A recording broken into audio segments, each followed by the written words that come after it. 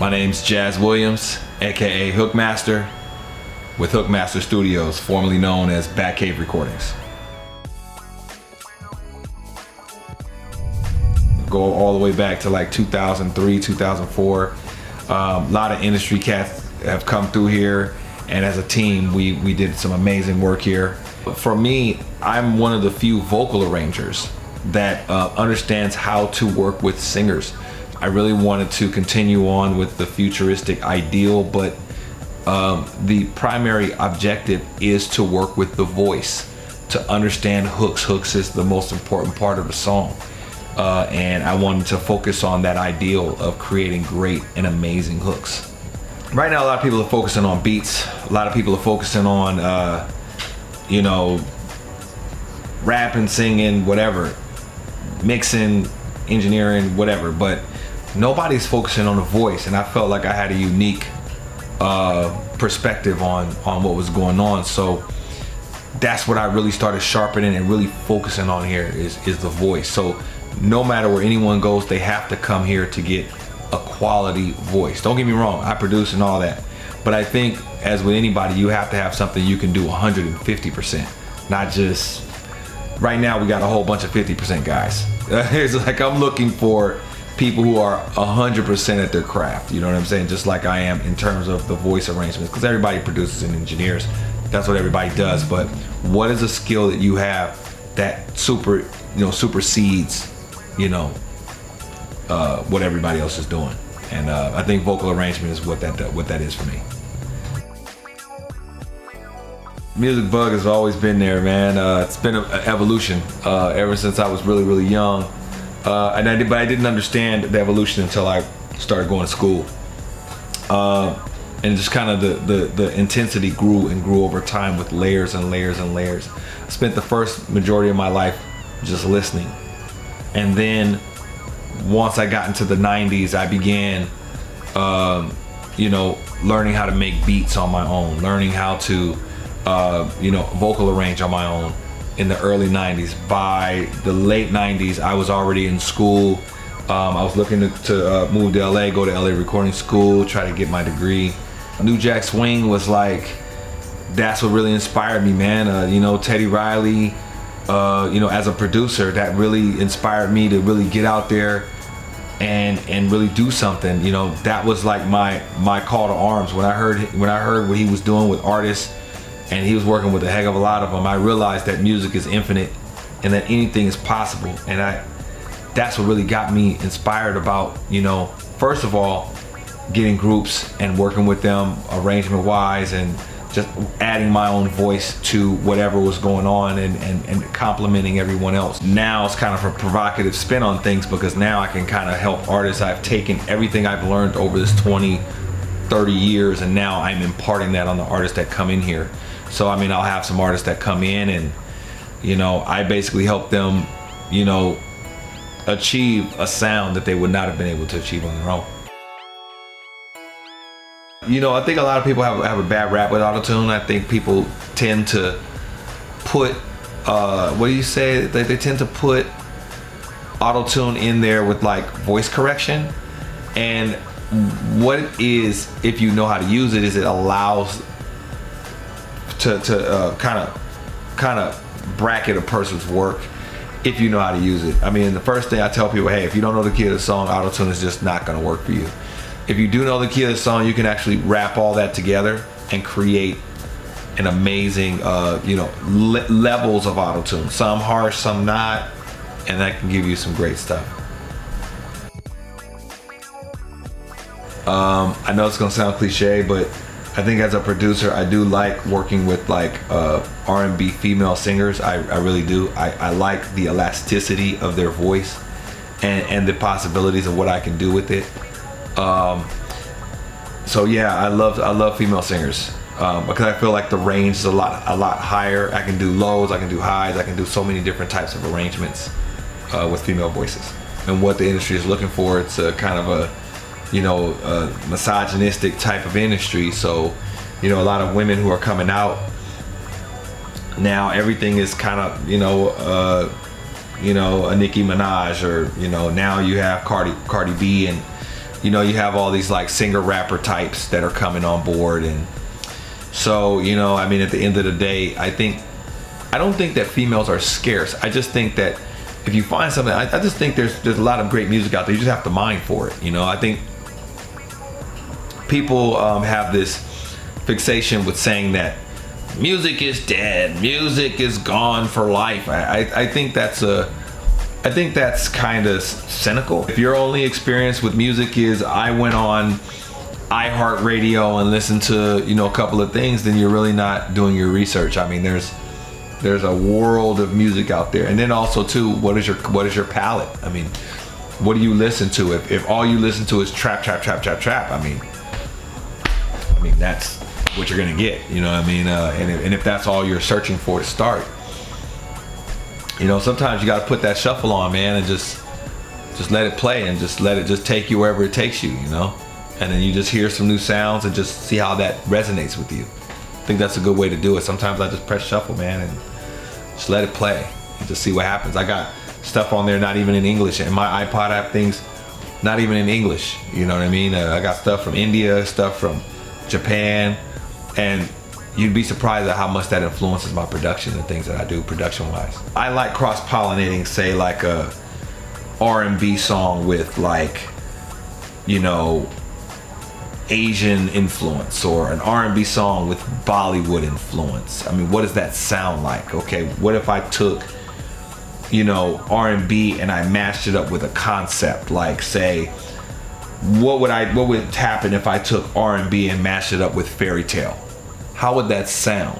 You know, those things I like doing. I like cross-pollinating or breaking rules, because as a producer, I mean, that's what I'm here to do, is break rules, right? Like, I'm not here to follow, oh, well, we're on that Bryson Tiller trap soul, so that's what I need you to do right now. Like, I'm not here to do that. I'm here to challenge the artist to do something outside their comfort zone, and also as a producer to hold true to what my sound is. If I have a futuristic sound and that's my sound, why am I letting an artist tell me as a producer what my sound is? Like, I'll never do that. Now, I may comply if I feel it's worth it, but other than that, man, I try to stick to my guns, man, and break rules. You know, I believe that music evolves. You know, now we're in this trap soul type movement that we got going on. We have Bryson Tiller and, you know, all these different artists that are coming on board, Tory Lanez. And now we have a new sound that's out now. And to be totally honest with you, you know, I welcome it. You know, I welcome new music. I welcome, you know, I just heard Cardi B for the first time, you know, and really just sat and listened to Bodak Yellow. And I'm like, man, that's, you know, it's an evolution of a brand, you know. And sometimes you're gonna have artists that are gonna, you know, move the genre forward, if you will. And I welcome it. I welcome new sounds and ideas, but I never forget.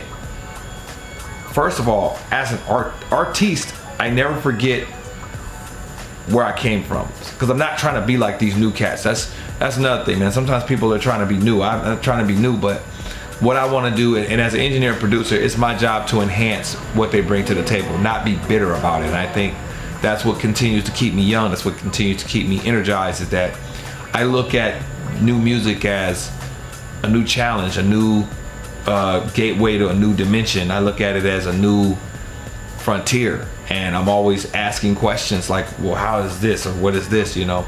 And I'm excited about the possibilities of adding all the intelligence and knowledge I have into this new space of music with these young cats, these 18-year-olds, these 19-year-olds, to see what we can come up with. And it's amazing. It's amazing what we can come up with. You know what's interesting to me, and this is my personal opinion, I think the technology has actually hampered the creativity in a way. You know what I mean? Now, just because we got technology doesn't mean we have better songs. You know, you would think after all these years with the technology, you'd press a button and great music would come out, and that's just not the way it is. So even though I have this equipment, and this is actually old equipment, this is like old school stuff, I stay true to the old way of recording, which is just, you know, the standard way that songs were recorded back in the late 90s, the 90s, you know, and I still go by that method. Don't get me wrong, I still have all the new plugins, I still do all that stuff, but I always keep true to my roots in terms of the arrangement. And I always tell people, hey man, if you want to come here, it's going to take you, I want more time, you know, so I can get the best record out of the artist, you know. Oh man, I mean, the list goes on. You know, as of recent, Mac Miller, also Reakwon the Chef. Sheesh. Just had Kap G in here. It was really amazing working with him. He's Double XL, featured in Double XL, a freshman class, and I think he's definitely next up. I mean, you guys aren't ready for all the stuff he's coming with. I'm amazed at what he can do. You know, going back, I mean, I've worked with Max B. You know, I work with a whole list of different artists: Loon, G-Dep, Killer Tay, Sibo, Mr. Fab, Turf Talk. I mean, the list goes on, and it continues. And that brings me to my next point. Like, I mean, you know, even though, you know, it's good to like name off names and all that type of stuff, I mean, I don't really think that's what I'm in this industry for. I think that the industry, an engineer's job, in my opinion, is to develop records, not to be famous. And I think we got to find a way as engineers and producers to become more invisible and focus on the new talent instead of trying to get around industry people, because they got engineers all day, man. You know, the industry people come and go, and trust me, they probably want it for free. You know what I mean? So I think you know, it's safe to say for me, I'm really interested in working with new talent. And industry people, you know, they're around, you know, they come around, you know. Usually I get referred by someone who is looking for somebody who immediately understands the voice and can get their vocals recorded the right way. So that's genuinely why I get the business, and you know, they call me on the low. And when I have my sessions with the industry cats, I usually do it very secretive. I really don't promote it. My best friend kind of started getting at me, is like, man, you need to promote yourself with these industry people. You need to take pictures. And you know, so I've been kind of being more, I've been more open to doing more promo on that, and you know, I'm getting out there with the industry cats, and you know, trying to take pictures and trying to promote that. But what really fills my heart, man, is those who were left for dead, those who come in here who have never recorded in their life, and they're saying, hey man, look man, I'm taking the money that I'm working for, my 40-hour gig, and I'm coming in here, and I just need help. I just need for you to help me to develop my vision. And I know it's weird. I'm probably talking about cereal. What can you do for me? You know what I'm saying? And the challenge is to see what we can come up with. So, you know, I'm really excited about the possibilities, and I'm not really concerned about the talent or the level of star power. That's never really concerned me. What concerns me is how can I add and bring elements to what you're doing, and to where everybody can sound in the street, no matter what level they're at. And that's what I'm really trying to accomplish. So let's go back to, what do I expect from an artist? In actuality, I don't expect anything. You know, I expect them to pay for studio time and invest in themselves. That's all I expect. My job when they come in here is to give them a song that they've never recorded before in their life, to give them a song that they've never had before in their life, that nobody can duplicate. No time period, just a record, a great record. I want people to listen to it and be like, man, like that was a dope record. I mean, may not be my thing, but I have to respect the way it was recorded. I have to respect the mix. I have to respect everything about it. And that's what I really push for. I you know, want them to step outside their comfort zone, out their box, and just do something they've never done before. I think people want things done in an hour. They want to be cheap. And as a business owner and somebody in this business, I have to set the tempo. So sometimes I have to let them know, hey man, maybe I'm not the person for you. You know, and that's sometimes hard for people to do sometimes, you know. We have this kind of help mentality, like, I can do anything. I'm like, yo man, I'm just not the person for you. And then guess what they say? They say, hey man, well, we gonna work something out, man. I'm gonna holler at you. Okay. When you're ready to pay that money, let me know. But I don't like 2 hours. Like I want to do like 4 to 6 hours on one record. And a lot of people can't hang, you know. So a lot of people are like, oh damn, that's a lot.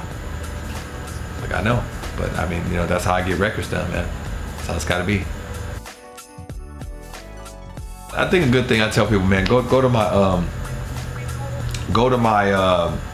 Instagram, Hookmaster Jazz with 1 Z. So Hookmaster Jazz, all one word. You know what I'm saying? Hookmaster Jaz. Go there and you'll hear all kinds of stuff on there. That's a good, you know, eclectic amount of music that you can hear. And you know, I'm always, you know, kind of spreading the love around. It's all different types of artists I work with every day. So, you know, you get to hear their work and hear what their vision and their passion is. So I'm already 5,000 on Facebook already. I'm already, and I was telling artists, man, I said, look, man, I should not be popular. You should be popular. Only difference is I know my demographic, and I think artists should know their demographic and be willing to open up to them and just entertain. You know, if I can sit here and keep people's attention here on this board, hey man, I've done my job. I mean, I'm talking like from like 17, 16, man. I already had a plan, bro. Like I told myself, man, look, man, I want to be a producer. I want to have a studio. I mean, I was saying this back, you know, back in 95, man. I already knew that that's what I was gonna do. And I stuck with it, man. A lot of people that knew me from 20, 25 years ago is like, dang, Jazz, like you said everything that you said you was gonna do, man. Like you freaking told the future, like you did everything you said you was gonna do. I said, dude, I told you. Through thick and thin, through who wants to be in my life at the time and who don't. Like none of that phases me. What I look at is I have a trajectory. And if you're not willing to wait for that trajectory, that's cool with me. I just wanna make sure that I can, you know, move forward throughout the mistakes. And sometimes when you make mistakes, you know, people jump and they don't want to be around you, or for whatever reason. Maybe they want you to progress faster. But I'm not on no one else's time. I'm on my own time. There were people that were frustrated about where I was at in 2000. You know, they were like, Jazz, I wish you had more money, more studio. Why aren't you famous yet, Jazz? And I told them, I said, look, man. I said, by the time I get to the level I want to get at, I mean, we're talking 2000. I said, see me in 2010, 2012. And I was saying that back in 2000. So that should just tell you, you know what I'm saying? Like, there's a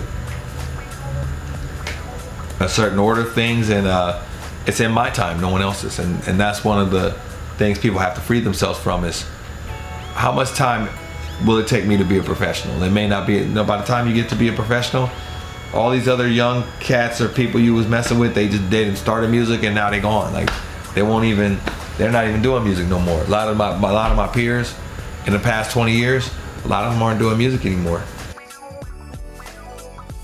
I pride myself for longevity. That's exactly correct. So, you know, I really was passionate about what it would take to put in the time. Not concerned about fame. That's the number one thing. I'm not concerned about fame. It's not about fame. It's about creating knowledge for yourself, longevity, and a steady pay. You know what I'm saying? Not going into the industry and doing all this work for free, which I know a lot of people up in LA, they taking pictures with industry people, but trust me, they are starving. Most of them is working for free. So I don't want to be in that realm. I want to be in a place where I can work and get steady work. There's a lot of people that regret not knowing because, you know, they didn't give themselves time. And it happened like that fast. But a lot of people come, man, I got people coming to me, man, here's $80,000, here's $100,000, and I decline. Because, you know, to me, I want to be able to really gradually ascend. You know, so I have a focus on things, you know what I'm saying? I have a focus. Just know that I'm a hard worker, you know, and just know that this is my main motto is like, you know, you can be the best at something and you can be the worst at something, but never, ever, ever be lukewarm. That's one of my biggest quotes. There's a lot of people out there, they suck royally at music, but they still have 150,000, you know, views, you know, on 150 million views on YouTube because they left an impression enough for a person to share. So my main thing, man, is go big or go home. When I come here, I try to make the best songs with whoever. I don't care if they're making scratch noises. I'm trying to make the best song that I possibly can make.